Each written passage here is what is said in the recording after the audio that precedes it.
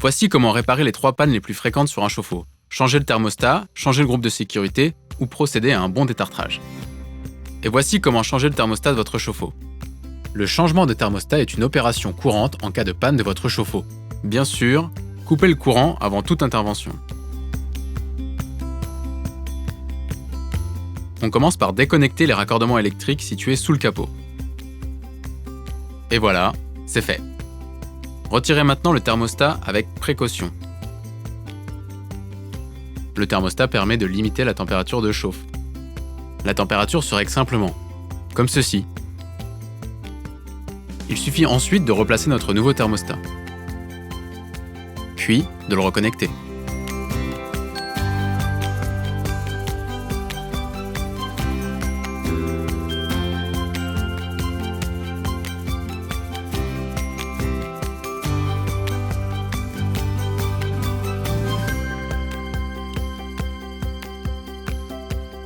Changer le groupe de sécurité de son chauffe-eau, c'est facile.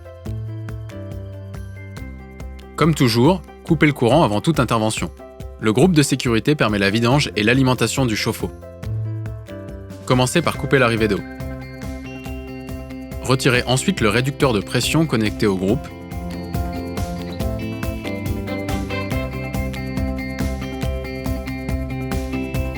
Puis déconnectez le groupe de sécurité de l'évacuation. Au besoin, on peut soulever légèrement le chauffe-eau par le bas. On retire le siphon du groupe et on le dévisse.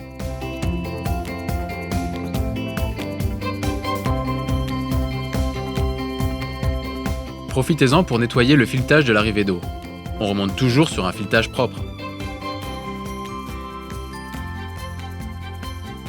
Réalisez l'étanchéité du nouveau groupe de sécurité à la filasse.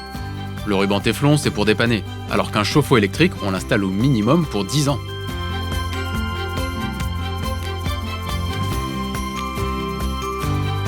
Installez maintenant le nouveau groupe de sécurité. Vissez ainsi le siphon jusqu'au blocage et raccordez-le au circuit d'évacuation.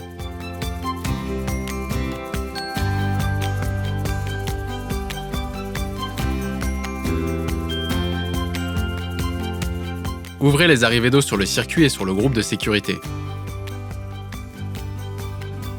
Remettez le courant. Et voilà! Il ne reste plus qu'à aller prendre une bonne douche bien chaude.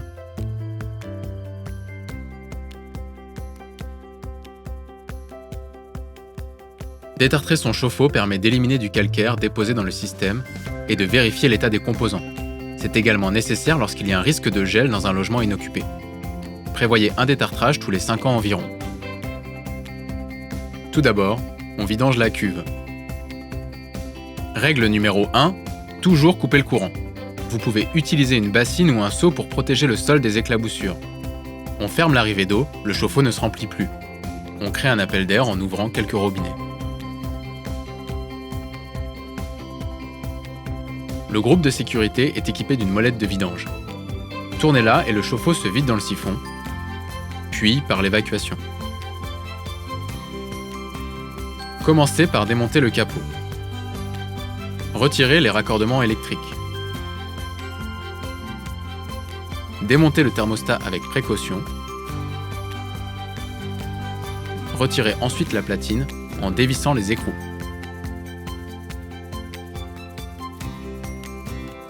L'anode et la résistance sont visiblement couvertes de tartre.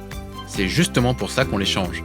Nettoyez le joint à lèvres de la cuve, ou s'il présente des traces d'usure, remplacez-le par un neuf. Retirez les résidus de calcaire du fond de la cuve. Démontez le kit de résistance et l'anode du chauffe-eau. Pour faciliter le remplacement, vous trouverez des kits contenant une anode et une résistance prémontée. Il suffit juste de visser le nouveau kit sur la platine.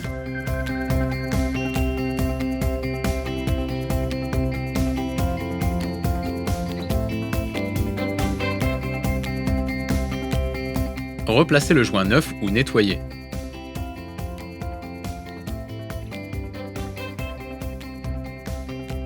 Remontez la platine en vissant solidement les écrous.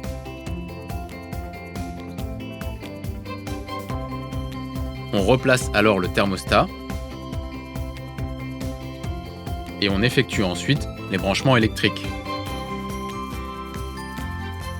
Et voilà, il n'y a plus qu'à remonter le capot. Cliquez sur la petite fiche en haut à droite et rendez-vous sur manomano.fr pour retrouver tout le matériel dont vous aurez besoin pour réaliser ces petites réparations. Cliquez sur ManoMano pour trouver tous les outils et le matériel dont vous aurez besoin. Découvrez toutes nos vidéos sur le même thème en cliquant sur la playlist et n'hésitez pas à vous abonner à notre chaîne YouTube. À bientôt sur ManoMano.